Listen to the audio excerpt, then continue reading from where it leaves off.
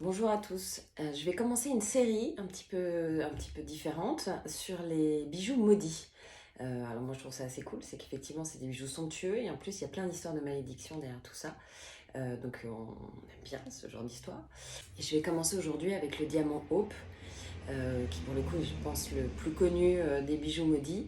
C'est un diamant bleu qui a été découvert au XVIIe siècle par un aventurier, Jean-Baptiste Tavernier, en Inde. Et l'histoire raconte qu'il aurait été dérobé dans un temple du front de la déesse Sita. Le fameux aventurier Jean-Baptiste Tavernier le ramène en France. Et là, c'est Louis XIV qui fait l'acquisition du diamant.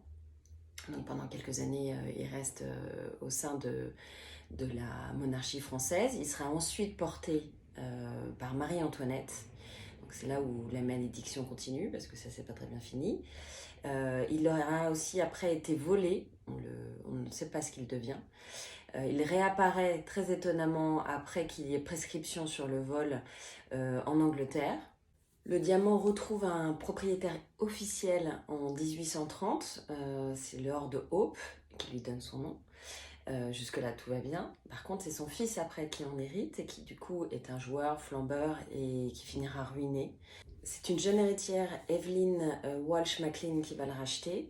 L'anecdote dit qu'effectivement, en signant dans l'acte de vente, il est indiqué que s'il arrive quoi que ce soit à sa famille dans les 6 mois qui suivent la vente, Cartier accepte de reprendre la pierre. Malheureusement, c'est ce qui va se passer, vraisemblablement plus tard que les 6 mois du contrat.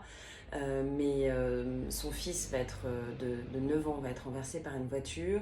Son mari va devenir alcoolique, va la quitter. Sa fille décède d'une overdose. Elle-même va finir dans un hôpital psychiatrique. Bon, voilà, ça se passe pas bien. Il sera en effet racheté par le célèbre bijoutier Harry Winston en 1949. Et il en fait don au musée d'histoire naturelle de Washington, où il y a énormément de magnifiques pierres précieuses.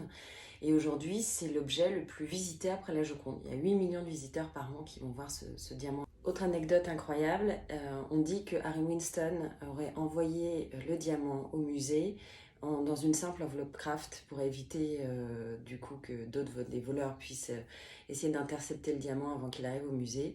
Il l'a envoyé par la poste dans une enveloppe craft, ce que je trouve absolument incroyable et très très audacieux de la part d'Harry Winston.